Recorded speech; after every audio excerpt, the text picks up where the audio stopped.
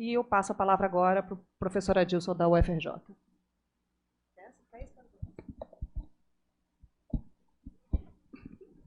Bom, eu vou professorar, vocês vão me desculpar, vou usar alguns PowerPoints aqui, vou reduzir bastante, porque o tempo é mais curto do que eu imaginava. Não, primeiro, eu queria agradecer muito o convite, né? Eu acho que é uma honra para mim participar de um debate como esse, em particular pelo fato de que eu acho que é uma iniciativa muito importante essa de fazer os cariocas, os fluminenses, olharem pelo Rio de Janeiro. Eu, como eu digo, sempre eu fui paulista, né? Porque eu vim para cá já depois de formado, e eu sempre quem é paulista sabe como os paulistas são agarrados à sua realidade, são defensores ativos, né, de São Paulo. São Paulo é o centro do mundo para os paulistas. Não é o centro do Brasil, é o centro do mundo. E no Rio de Janeiro a gente fica percebendo que o Flamengo que entrou aí para... Bom, eu sou corintiano, então eu tenho que me penitenciar pelas agruras da vida futebolística, né? Mas eu não consigo ser outra coisa. A gente, quando é garota, né, torce para um time, a gente torce o resto da vida. Não consigo ser. Meu filho é flamenguista insuportável, então eu convivo com esse sofrimento dele. Agora está pegando no meu pé. Mas então eu acho que é muito importante realmente isso. Então eu fiquei muito motivado quando fui convidado, exatamente por essa perspectiva que eu acho que inclusive a minha universidade olha pouco para o Rio de Janeiro. É uma das críticas que eu faço à minha universidade, a UFRJ. Eu acho que ela é muito voltada para os problemas brasileiros e pouco para o Brasil, para o Rio de Janeiro. E eu vou começar projetando uma pequena, vou cortar uma porção. Esse aqui vai para frente, né? Imagina, né? Ou não? Esse aqui vai para frente. Onde é que eu dirijo? Para lá? Para lá? Para cá? Para onde? Mudou? Não, não muda. Tem algum segredo aqui?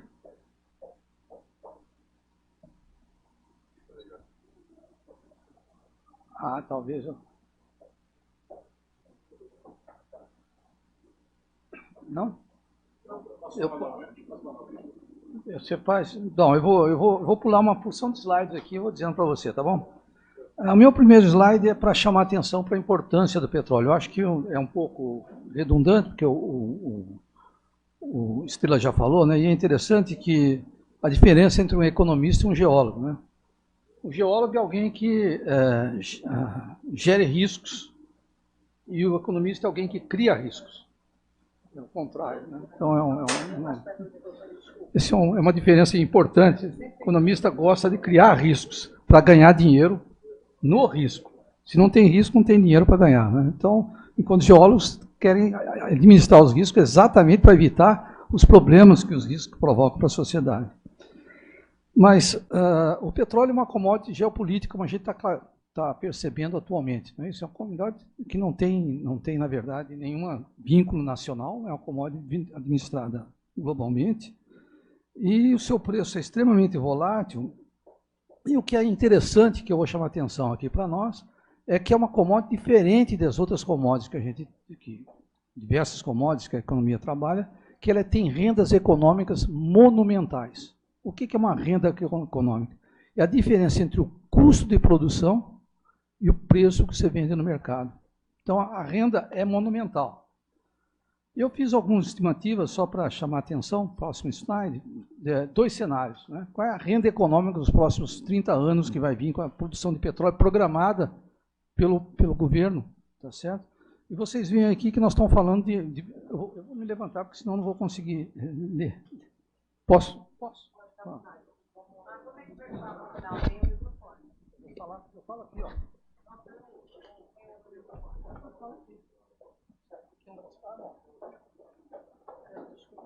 Não, claro. Então, vocês veem aqui, nós estamos falando de uma renda econômica... Tá bom agora? Eu tenho tom de voz baixo, então as pessoas reclamam muito, mas é que eu sou uma pessoa doce. O que eu posso fazer? É a vida. Então, vejam bem que nós estamos falando de uma renda que, nos próximos 30 anos, vai oscilar entre 88 e o próximo 150 bilhões de dólares. Bilhões de dólares, dos quais 30%, grosso modo, o governo, através das participações especiais, os royalties e o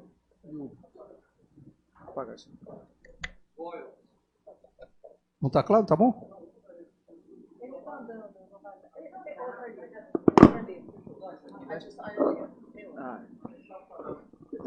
Então, entre 30 e 88, o próximo vocês podem notar, 150 bilhões de dólares, se eu bem, os números estão na minha cabeça, nos próximos 30 anos, o que dá uma média de 5 bilhões de dólares, tá certo? Por ano, em royalties e participações especiais que vão vindo, dos quais só 30% ficam com o governo e os outros 70% vão para o mercado, para as empresas. Veja bem que já está pago todos os custos das empresas, o chamado OPEX e o CAPEX. Na verdade, dinheiro é lucro para ser repartido entre os agentes que produzem, que atuam na indústria do petróleo. Quando a gente olha isso, e aqui o Rio de Janeiro, grosso modo, deve ficar com 10% desse total, mostrando então que tem aqui uma oportunidade grande para o Rio de Janeiro, né? Qual é o problema que nós temos? Por favor, mais 2 slides. 130, né? Nós temos uma opção pela frente. Nós queremos criar um enclave econômico, como existe, por exemplo, em Angola, como existe, por exemplo, grosso modo, na Arábia Saudita, ou nós queremos criar um país desenvolvido economicamente. Essa é a opção, podemos o petróleo, para ser um enclave econômico ou para ser uma atividade que gera desenvolvimento econômico. Se for enclave, qual é a política do adotar? Uma política voltada essencialmente para o curto prazo, ou seja, maximização das receitas fiscais, importação massiva de bens, serviços e mão de obra qualificada, como chamou a atenção o Estrela, e o que nós vamos fazer é estimular as empresas a brigarem pela uma parcela dessa renda econômica com ausência total de inovações na economia local. Esse é o caminho, e o caminho disso a gente sabe o que acontece, é a tal da maldição do petróleo. O petróleo se esgota um dia e a gente ficou sem nada, sem o petróleo e sem desenvolvimento econômico. Bom, existe alternativa a isso? Existe. Mais 2 slides, por favor. E quem teve essa alternativa, tá certo? Foi a Noruega. O que a Noruega fez? Ela falou o seguinte, olha, não, nós vamos usar os recursos para desenvolver o país. E vejam bem que interessante, se a gente olhar o número de empregos gerados pelas operadoras, pelas empresas de petróleo, e os empregos gerados pelas empresas que fornecem bens e serviços para a indústria do petróleo, que estão ali, né? Nós temos um total de 136 mil empregos, dos quais a indústria, os operadores, propriamente dito, só geram 22 na Noruega. Os outros 110 mil empregos são gerados por quem produz, né, equipamentos, serviços, e atua para apoiar os operadores de petróleo. E aqui nós estamos fazendo exatamente isso. Nós estamos dizendo, vão acabar com os fornecedores de petróleo no Brasil, indústria naval, e vamos trazer para cá todos os operadores que vão aqui produzir petróleo, levar o petróleo embora, e depois que acabar o petróleo, eles também vão embora e vão para outro país, e vamos deixar aqui. Inclusive, é interessante chamar a atenção para a fala última do que eu chamo de folclórico presidente da Petrobras, que disse que a industrialização é um fetiche brasileiro. Não sei se vocês ouviram isso, é um fetiche. Porque ele disse que, na verdade, agregar valor é uma coisa do passado. A gente deve exportar matérias-primas, bens, e importar bens e serviços, possivelmente, da China, tá certo? Bens e serviços da China, e daqui, isso aqui é o futuro do Brasil. O futuro do Brasil é voltar mais ou menos no século XVIII, no século XIX. E esse é o presidente da Petrobras, para a gente ter uma ideia do que nós estamos falando. Então, é uma coisa que vai ser difícil a gente lutar, mas vamos ter que lutar para superar esses problemas. Vou passar um pouco para frente. E nós tínhamos uma política de conteúdo local. Tínhamos, por favor. Né? E vocês vejam que no período 2001 até 2005, tá certo? Ou 2004, nós tínhamos uma política de conteúdo local que induzia as empresas operadoras, e a Petrobras entre elas, a cada vez mais comprar equipamentos e serviços no Brasil. Então, vocês vejam que o nível de conteúdo local saiu em 99 de 25%, 27% do total dos bens e serviços adquiridos pelas empresas e foi para 74%, 75%, 73%, 74% lá em 2004, 2005, depois começou a cair um pouco. Por quê? Por uma razão técnica que foi, estou falando 2007 até 2010, está certo? Que é o fato de que nós passamos a atuar no pré-sal, onde o tipo de equipamento, o tipo de serviço necessário, o Brasil não estava preparado ainda para entrar nesse tipo de tecnologia. E depois, evidentemente, 2015 está caindo e a proposta agora é simplesmente não ter mais nada de conteúdo local. Essa é a proposta que vem do governo. Agora, o que é importante é a gente olhar para trás e ver o seguinte, por favor, mais um slide, é que nós já tínhamos alcançado níveis de conteúdo local, isso é um número que eu obtive do IBP, não é do Instituto Brasileiro de Petróleo, que onde estão todas as empresas multinacionais atuam. E eles dizem o seguinte, que, grosso modo, nós já tínhamos atingido 50% de conteúdo local. Mas eles dizem que o nosso conteúdo local é muito caro, que a gente deixa de comprar aqui para comprar lá fora. E todos sabem que a indústria do petróleo hoje, global, vive um período de redução de investimentos e, portanto, tem a capacidade ociosa no parque fornecedor fora do Brasil é enorme, nós vamos importar massivamente, evidentemente, a preços vis, e vamos deixar o nosso parque aqui sem funcionar, e as nossas empresas paradas, sem gerar os empregos que nós queremos. Qual era a proposta que o PDFOR fez? O PDFOR é um programa que foi criado pela ex-presidente Dilma, o período da presidente não foi criado por ela, mas foi no período que ela era presidente. Por favor, mais alguns slides. Vai aparecer proposta PDFOR. Então, vou passar isso aí, porque são mais números. Né? Por favor, mais um. Pode ser? Mais. Proposta do PDFOR. O PDFOR foi um programa que foi criado pela ex-presidente Dilma, que dizia o seguinte, nós vamos incentivar as empresas nacionais a produzirem mais bens e serviços em condições competitivas no Brasil. Para isso, nós vamos fazer o seguinte, nós vamos, as empresas que fizerem engenharia desenvolvida no país, as empresas que fizerem desenvolvimento e inovação com as universidades brasileiras, as empresas que gerem empregos qualificados, não empresas de baixa qualidade, mas empresas de engenheiro, né, de pessoal mais qualificado, e que façam também exportações, são as empresas que vão receber incentivos do governo para ganharem maior musculatura na competição com o que vem lá de fora. Bom, esse programa foi totalmente esvaziado a partir do governo Temer e ele está sendo simplesmente negligenciado. Bom, vou seguir um pouco mais em frente para andar rápido com a minha apresentação. E a pergunta que a gente se faz é a seguinte.